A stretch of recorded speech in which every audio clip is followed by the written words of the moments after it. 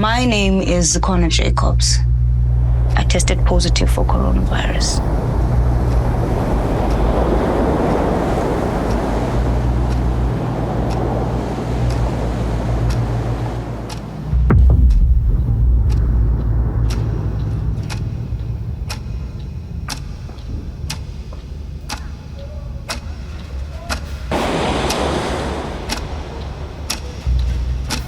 I contracted COVID around the beginning of July 2020.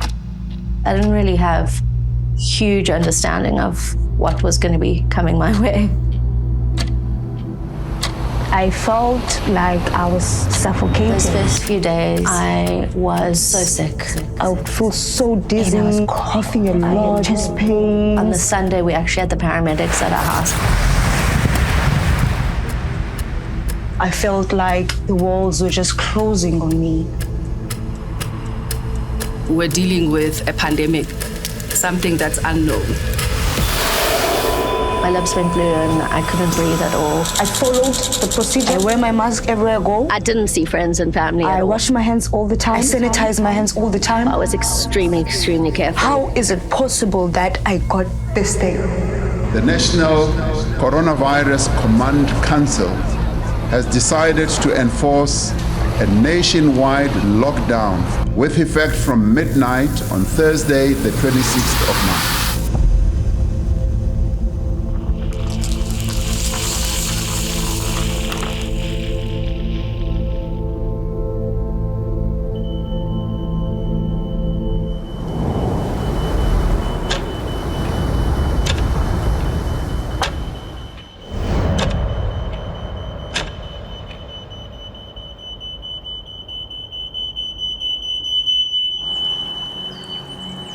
When we first heard of it, actually, I wasn't too worried. We'd had previous threats come out of areas like China and other parts of the world. So, to be honest, my initial reaction was this was just one of those and that it would go away. I was proven wrong. COVID was new for everyone. And so we were experimenting in a country which is so diverse. What I know, as a leader, you can't just cry together with those people you're supposed to be assisting. You need to come up with something.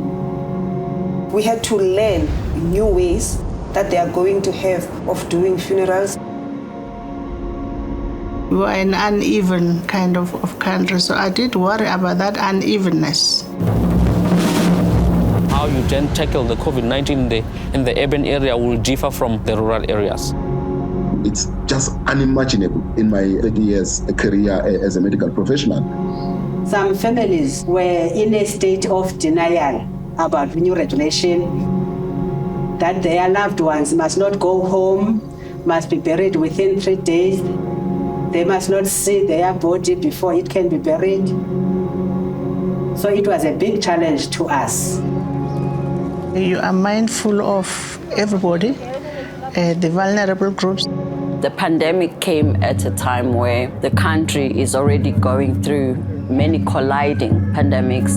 I think the COVID outbreak was one of the biggest challenges, certainly in the democratic era. This was an unprecedented disaster. In our indigenous languages, there is a word, ubumbano, coming together. And over the last year, that's exactly what we did. The idea was a fund that would bring business, government, civil society, and labor together for one single purpose. As I understand it, the Solidarity Fund was quite unique worldwide, with government being very invested, business being very invested, civil society being very invested. The fund is designed to raise and spend its money as quickly as possible to have the biggest impact it can have on the pandemic. In all of my professional experience, I've never seen anything assemble so quickly or so effectively. The Solidarity Fund works very closely with the government, but is independent of the government. We do think of ourselves as a very rapid response organization. We obviously had knowledge and insights from other countries where the pandemic was more advanced, and we could anticipate what would be required at different phases. We had to make quick decisions and trust that the basis on those decisions is sound. We knew that there was an absolute urgency to activate the model to ensure that we could raise 3 billion rand in less than a month. We just got together, divided up the work that needed to be done, held one another accountable, and ensured that things got done and that we could have measurable impact. We did feel like already under siege, and so our way of work had to be that of a disaster time. My background was very much in politics and social transformation, so I drew on a number of people who I'd worked with in the past and would be people who could really help add value. We had to go with people who we knew, we trusted, we had confidence in. This is made up of some of the best experts in dealing with the pandemic in the country. It has been an incredible achievement on the part of South Africans. From the poorest person to the richest person in the country, South Africans threw everything behind this fund to make it work.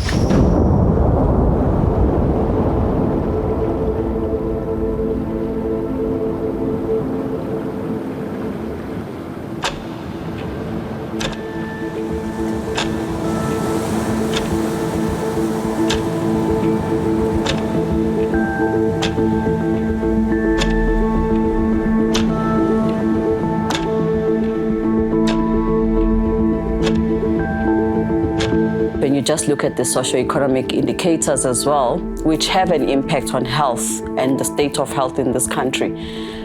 There's a lot of inequities. More than 45,000 people have been tested for COVID-19. Many people are still waiting for their results. As I was setting up the viral culture, I think it was just the scale of the pandemic, the fact that it was in the news, the fact that everybody was talking about it, the fact that so much was riding on it. My hands started shaking.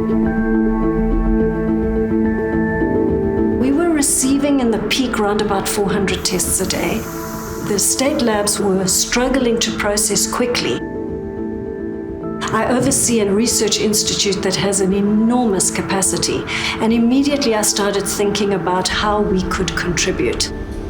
Many laboratories had offered to give help. So essentially the project was about collating all of those positive responses into a coherent proposal and strategy for the country. But you needed funding for that, right? And that's where Solidarity Fund stepped in. We figured out all of the regulatory hurdles, how to overcome them, all of the IT hurdles of how to overcome them. How could our systems work with the NHLS systems?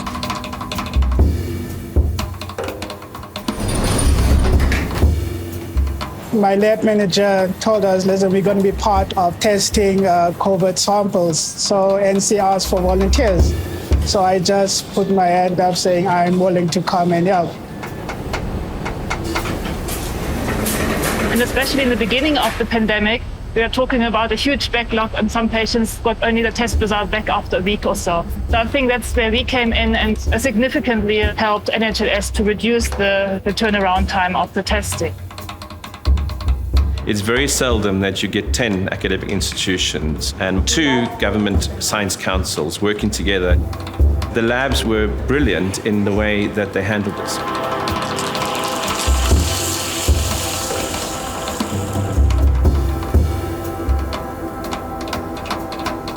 How to navigate it all. There was lots of miscommunication and fake news about COVID-19, and it was really hard to know what to believe about this new virus.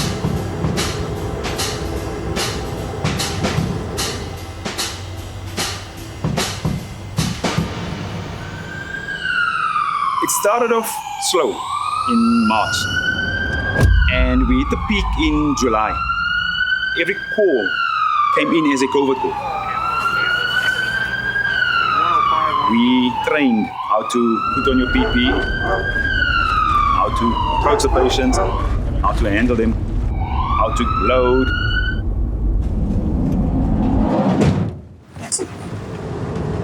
ma'am. How are you feeling? A little better. Okay, good. Right, we're going to transfer wind direction, how to park, masks, gloves, those type of things. We're trained to do it step by step. We were scared. COVID developed. We worked with what was based on the current knowledge they had.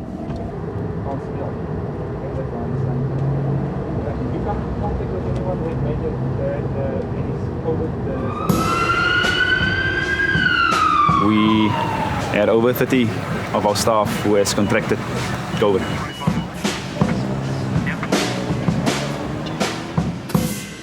So every patient had to get a new suit or apron, and every time after every single call, the ambulance had to be decontaminated.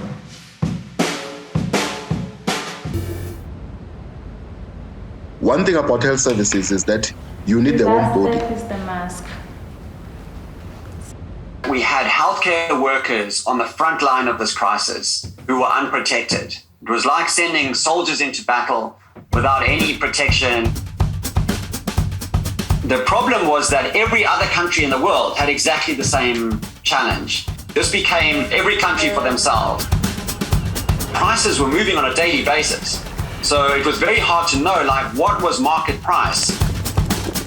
And that forced on us as a country to think about, what we needed to do to produce our own and manufacture our own PPE in order to be completely self-reliant. The fund was able to move very, very quickly. We had to compete in the context of a massive global shortage. There's everybody from a factory of 2,000 workers that now makes masks, used to make school uniforms. When COVID struck, they needed to assemble a team to really help out to build the processes to handle the whole PPE logistic. So we've started the process that the entire PPE can get moved around. Due to the scale, there was no precedent for it, so we had to think on our feet. So we tried to slot in as best as possible to the existing processes, but most of them we actually had to build. We implemented innovative things to save their lives. The National Department of Health gave guidance to where the biggest need is, where the PPE needs to go. We managed to distribute over 350 tons of PPE through 250 community-based organizations across the country. The allocation was close to 900 million rand.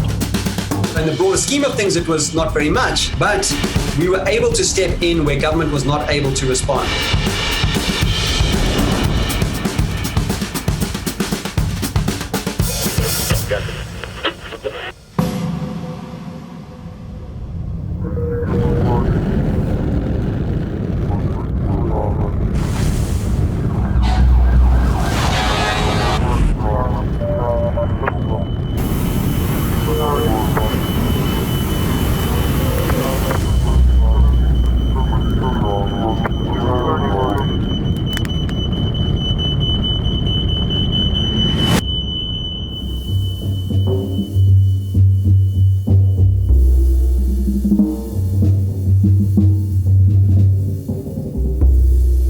This hospital plays a very major role to the more specialized case loads within this province.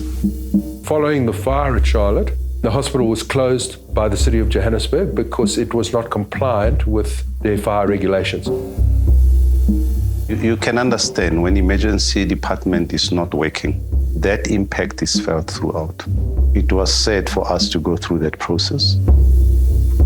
There was a need to have some remedial work done here, and that remedial work had to be done speedily.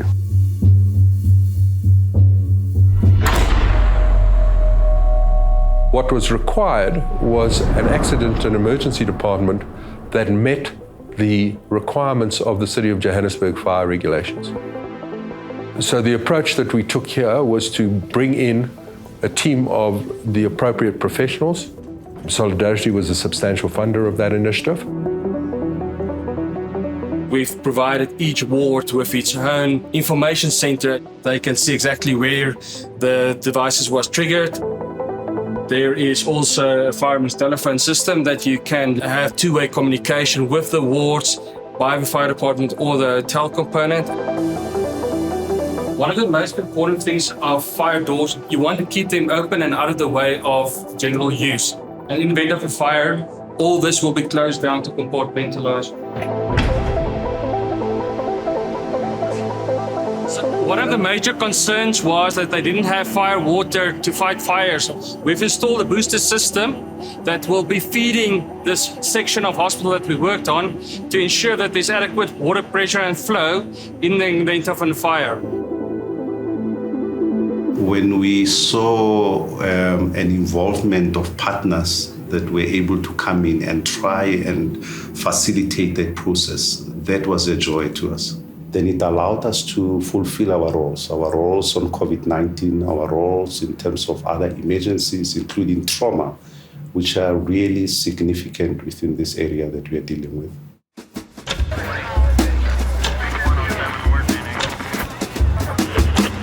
There is currently no treatment available for COVID-19. If you do get sick, doctors will give you medicine to help with your symptoms. I'm Ben Gaunt. I'm the clinical manager at Ventilator Hospital, which is a rural hospital in the Eastern Cape. We're a district hospital that serves about 130,000 people. I think often the people's stories from this part of the world have been overlooked or are overlooked. In terms of general life, as well as COVID, it's like a lot of what happens in South Africa forgets the old Transkei. Rural healthcare shouldn't be second best. Just because people live rurally doesn't mean that they deserve a lower grade healthcare. I mean, walking past these oxygen cylinders is just a very stark visual reminder that this was a key part of the response, and getting the capacity in the procurement system to be making sure that we had oxygen coming at a much higher rate than usually we need. It obviously helped individual patients, but I think the other aspect of that response was that it helped the health system feel like we weren't going to just all collapse. We were very aware that ventilators were going to be in short supply. At maximum, there was 3,000 ventilators available in the entire country.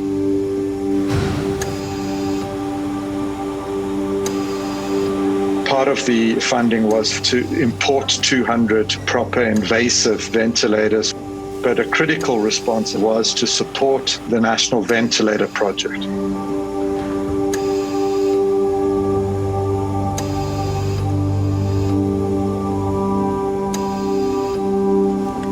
Very early on, it was clear that what was needed was actually a non-invasive solution. Everyone was settling on this thing called CPAP devices. I'm just going to show you the setup quickly for the CSR CPAP device. You can hear there's a little bit of oxygen flowing. This is our flow control. Okay, it's a needle valve, standard oxygen hosing, which we're going to click into the wall. These are very simple to operate, and they don't require plug-in power. We left out all the fancy alarms and sensors that you have. And just tell us when it's comfortable. Okay. Take some nice deep breaths in and out for me. That sounds perfect.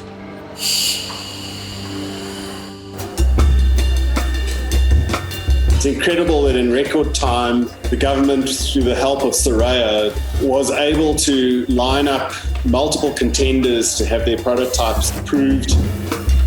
The fund was supporting local manufacturing capacity for devices that are needed not just in South Africa to care for our sick, but are going to be needed throughout Africa and in other parts of the world as well. We can now create a sustainable local industry that is going to be of benefit not just to South Africa, but to many other countries as well.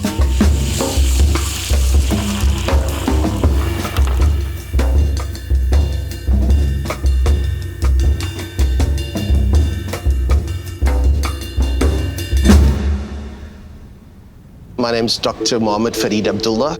I currently work at the Brackengate COVID Center. The unit was basically designed for COVID. It was just an open warehouse, and we were mandated to accept patients from about 13 hospitals. About 10% of patients that came in would have needed some form of high-flow oxygen requirement. Thanks very much to the Solidarity Fund, and their donations have helped massively. that allows us to provide a higher level of oxygenation in place of the high flow for patients that could potentially be transferred back to the acute centers. We ran at full capacity, which is about 330 beds, 80 patients a day. So on average, we'd had to get about 40 patients discharged per day. And the difficulty with a unit like this is, while it's fantastic in terms of its setup, families couldn't come into the unit because of the risks. Our plan was to ensure that we spoke to families every day. That takes a massive amount of time, has a massive impact on yourself because you start thinking about your humanity and the fact that you have to go back to your families at the end of the day.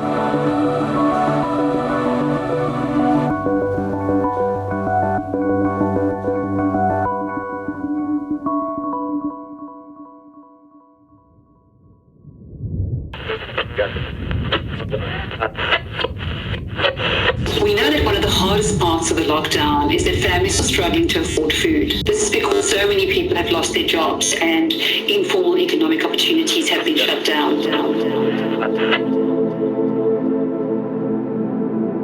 The problem during lockdown was that there was a confluence of circumstances that literally made it impossible for many households to access food. Supply chains were disrupted, government systems weren't operating, and people's incomes had been disrupted, and it created a perfect storm, if you like.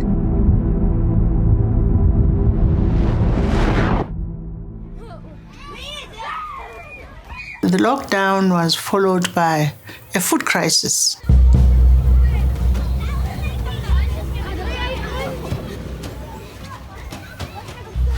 The dire consequences of closing the schools is that the kids are not getting their daily meals. I think it was 30% of South African mothers have gone hungry to be able to feed their children.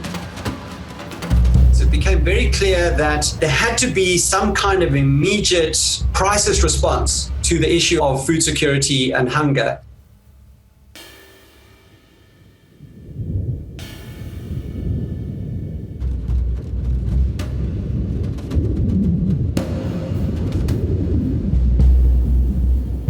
The heart is, how do we have everybody in the community benefit?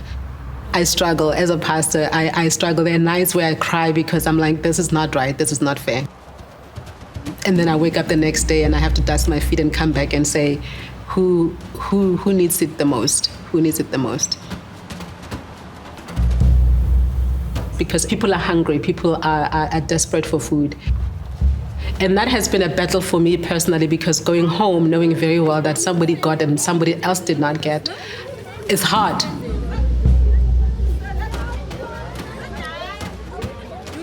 When the lockdown was announced, we knew that it was going to be a crisis.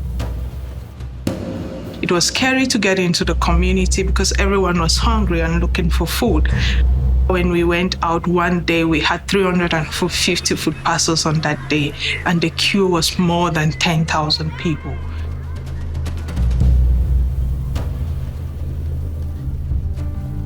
That was another process now altogether. But we had to work with the social development department to make sure that we're doing this food parcel program quite well. Africa can feed almost 5,000 families every day. As a church, that was our first thing to say, what are we going to do to make sure that people can go through 21 days with less suffering?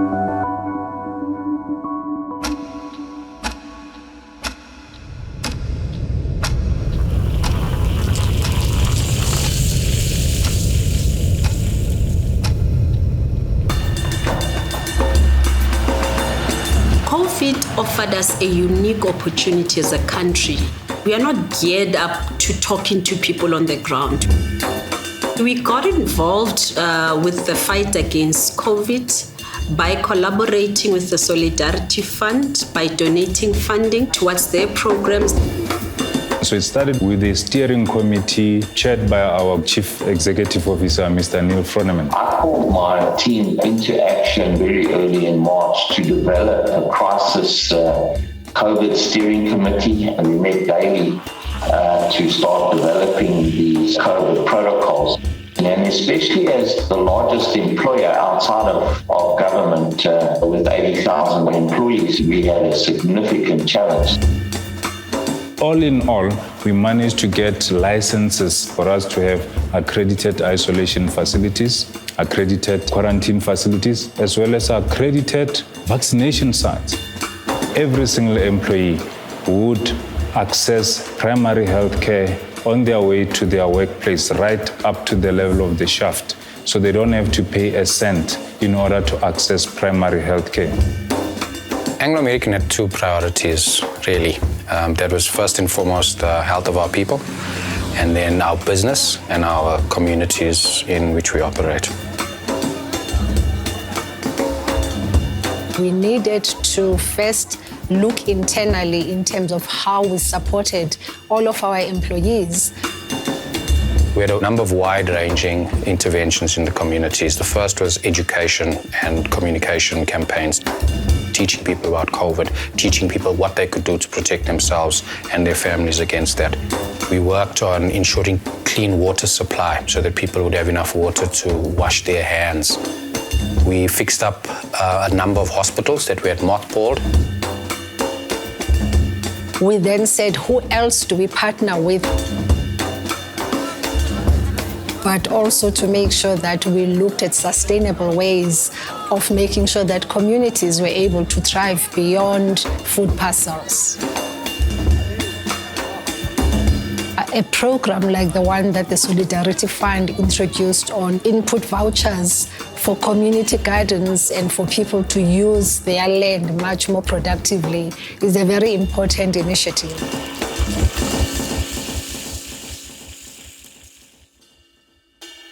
Food parcels create a dependency. Why don't we give people farming vouchers? Can they produce their own food? During the start of the COVID, we wrote a letter to the Solidarity Fund, must get assistance because the COVID has completely changed the people's lives. We want something that will sustain them. We came with the idea that we must buy vegetables inputs, chickens as well, to sell to the customers around. We have 1,200 beneficiaries on this program, and 95% are women.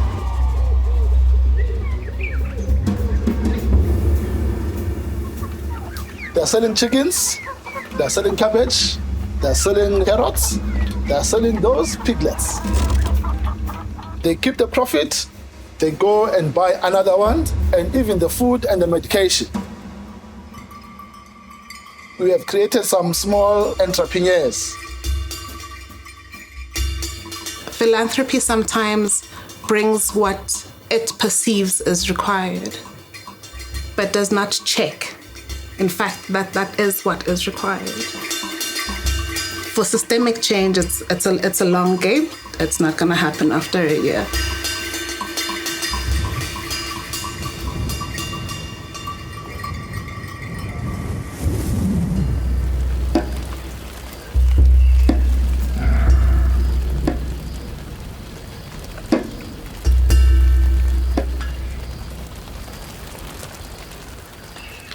People turned themselves into farmers with a lot of excitement. Of all the programs we've done in the fund, this is the most exciting for me. Kusemasimengqo apha. Siyatyala izithole. Sithengise. Yibhitruthi le. Onyama, spinach. And you see the excitement when they have the farming vouchers and they redeem them, which means they are actually producing food.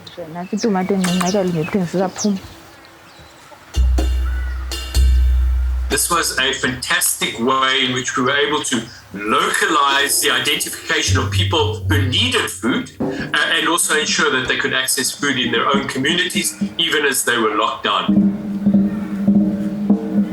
This was a great precedent of where a crisis that had occurred during COVID opened up a solution for the future.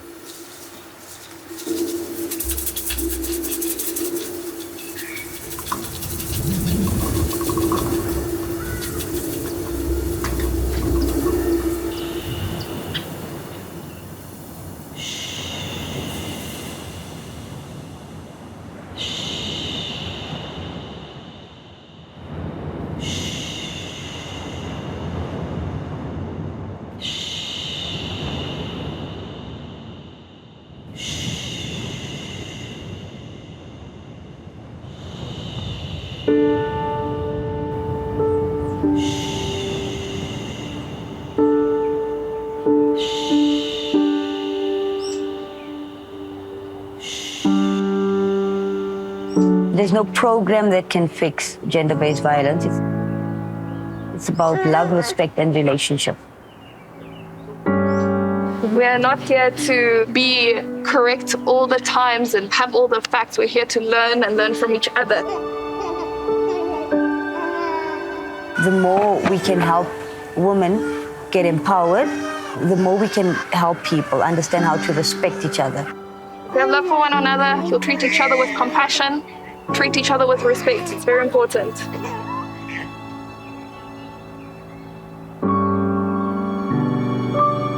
The whole gender inequality already creates a large amount of boundaries, cultural boundaries, religious boundaries, and how do they fit into society?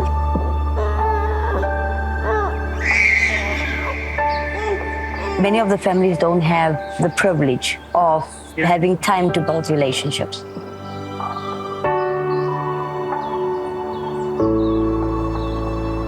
The women stepped up. They stepped up so independently and took ownership of this program. And that for me was amazing to watch.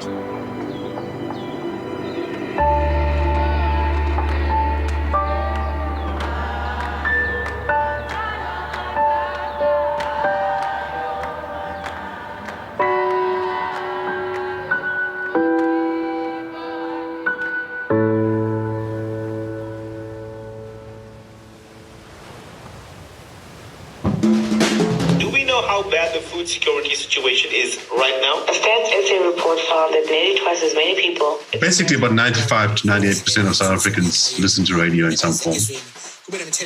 We got a call from DGMT and Innovation Edge, and they said, we think that we're going to need radio for COVID. They went to the SABC and said, could you give us a slot every day on 15 stations? And the SABC said yes. We said it's kind of no-brainer, because it was a proposal for the most extensive reach. 15 stations, 12 languages. The reach of those stations is about 40 million adults. So uyakhona ke ukuthi ahlolwe i-coronavirus. And a group of freelancers under Innovation Edge's leadership got together and produced essentially very quickly, in a matter of a few weeks, a panel of experts. You can and should still breastfeed, as there are so many benefits to breastfeeding and skin-to-skin contact. It's to be advisors and guests on stations, translation, voiceover, and syndication. We are 23 villages. In the deep rural areas, there is no power, then there is no TVs. The radio is the only thing that the people can access the information. We are now on day 47 of our national lockdown. Behavior change takes a while. You need to start having people trust what it is that you're saying. We need to have them see other people do that before they can buy into it. So it was a long process. You've got to keep on doing it. You've got to keep on talking to people, engaging with people, understanding what their concerns are.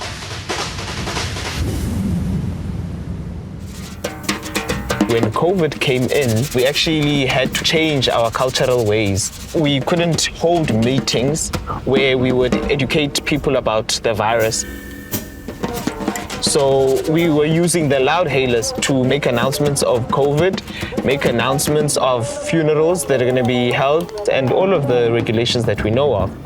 The Solidarity Fund came up saying that traditional leaders, we know that you are there. When we want to reach the communities, we can reach the community through you.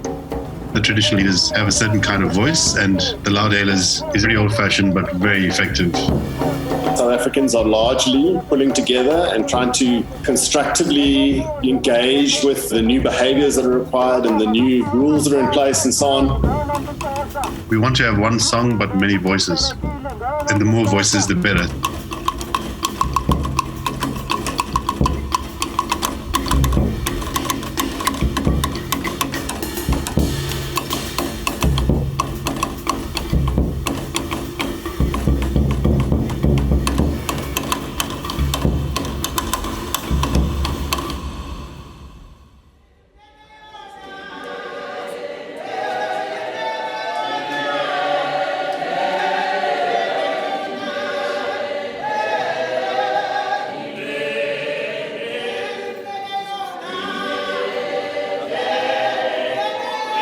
people, they were living in fear. And because of fear, people, they were scared. When the government announced about the vaccination, I was also scared. Then I said, no, let me go, because I believe that there is God and God is alive. Then I took the first vaccination, nothing happened to me. I took the second one, nothing happened to me. This pandemic, it has caused a lot of stress and depression to our communities. We as the clergy, we were lacking understanding. Traditional medicine is the first place people consult before going to the nearest clinic. I believe in the power of science, and I believe that these vaccines are there to actually provide a solution, in terms of us going back to our normal life. People were skeptical about it. The educational part of things helped a lot, because majority of the people it was just hearsay. They didn't have exactly the right information about the vaccine. We knew that government alone will not be able to reach the numbers at a short space of time that was intended. Within the hospitals and clinics, within the health institutions, that was not going to be the right space to actually reach people to vaccinate. Especially, we were more concerned about the rural areas and the hard-to-reach areas.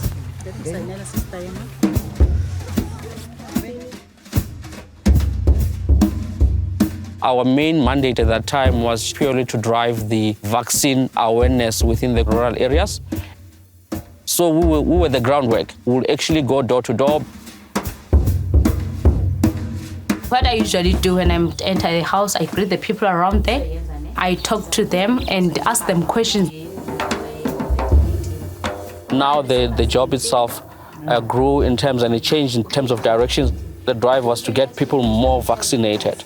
From what I noticed, most of people were willing to vaccinate. Some people were very cautious with vaccination, but we tried to talk to them. They are doing it for themselves. They're not doing it for anyone. They are saving themselves. One of the major issues why people were not vaccinating, it was the issue of access. So there were no facilities. We had to come up with ideas on how do we get facilities to the people. The recruitment of NGOs from Solidarity Fund to come assist with the mobile clinics. How you then tackle the COVID-19 in the urban area will differ from the rural areas. The taxi rank was just a source. We look at where majority of the people are moving around. The taxi rank is where you will catch the semi-urban and the rural areas. So as they go to town, we then catch them with the information and also vaccinate there and there.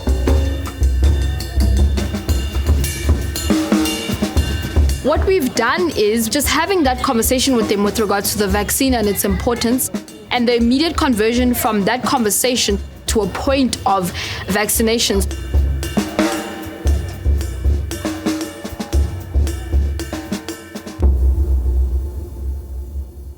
I am a community mobilizer, urban support. On a daily basis, they just walk around, go to what we call touch points, and they let our community know that there's a vaccination site in their areas. For me, as a youth from Soweto, I found out what their mandate was about. It was more meaningful for me to doing something so focused on the community and the betterment of youth and South African citizens. Us just trying to get the youth from Soweto who are a bit hesitant to get vaccinated, just to find out, to engage them in conversations about why they're hesitant to get vaccinated. I don't want to lie, I was a bit hesitant at first. I became part of the campaign and I was still very hesitant. When I started realizing what a difference the vaccine was doing in people's lives, all the myths and all the stories were not really helping at all, because a lot of people didn't want to get vaccinated because of all of that.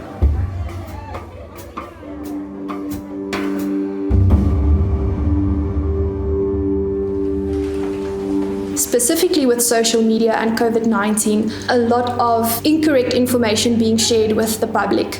Uncertainty had really impacted the need for public education.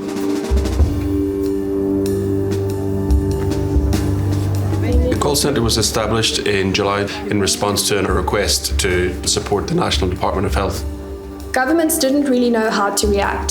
So regulations in terms of hand washing, sanitizing, should they work at home, should they work from work, all of those things were quite controversial. The citizens, you could tell that they were really confused because it was just during a pandemic, so no one really knew how it works. It's normal for the family member to panic. Last year, my dad tested positive. He was hospitalized for 3 full weeks. When I went through that, I did not have any support structure. With the information that I received from the training, from the National Health, I was able to give back to the community. So one of the initial requests was to create job opportunities for unemployed youth. Essentially what this is allowed to do is to help us train people for future job opportunities. It's my first job, actually. I was nervous. If I was saying all the right things, firstly, but it also made me feel good that I was helping and also to be able to provide at home and all of that.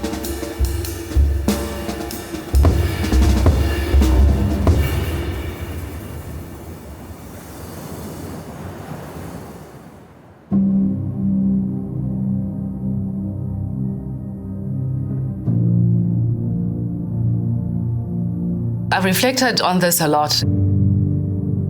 The way that we approached the work of the fund and the way that we all leveraged one another's strengths and networks, as it were, in effectively ensuring that decisions were being made and things were being done and the impact was being felt. I think we actually did it the best way that we could. People were dying. This is not a disease where, you kind of got a cough and that was it. I lost a father, I lost a sister. So these things we did under pressure. I could never minimize an amount of almost 4 billion that came from large corporates, foundations, individuals, 5 rands to a billion, whatever somebody could bring. That was real sacrifice.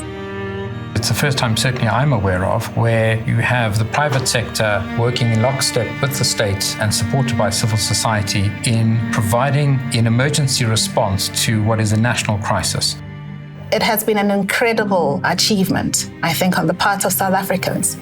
That civil society is as critical as government, is as critical as business, that labor is absolutely critical. I hope, actually, that we'll look back at the experience of the fund and say this was one of the most significant things to emerge from the fund. It was not only the impact that it had in society, but a new way of working together that it ushered in. I think South Africa actually needs an institution like the Solidarity Fund that sits outside of government, that works to support the national effort of government across many different areas. In terms of a model going forward, I would say if we're looking to have systemic shifts or significant impact, it's important to align parts of society and work together with the government, find the bits that work.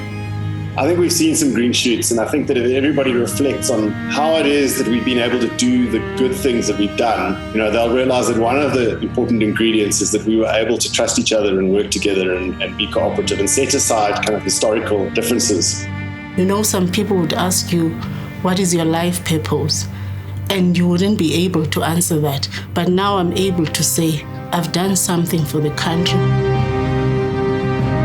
What we've done is we've set ourselves a remarkable example of cooperation, and that's a legacy we want to preserve. It has made us aware of what great strides we can achieve as a society and a community working together. It's a good blueprint that the country can use for any of the major challenges that we face. There's a model here for South Africa, there's a model here for the world. Once we're under attack, South Africans will know what to do. And the resourcefulness comes into it, the kindness comes into it, the supportive nature comes into it. But first, you must put South Africans in trouble for that to kick in.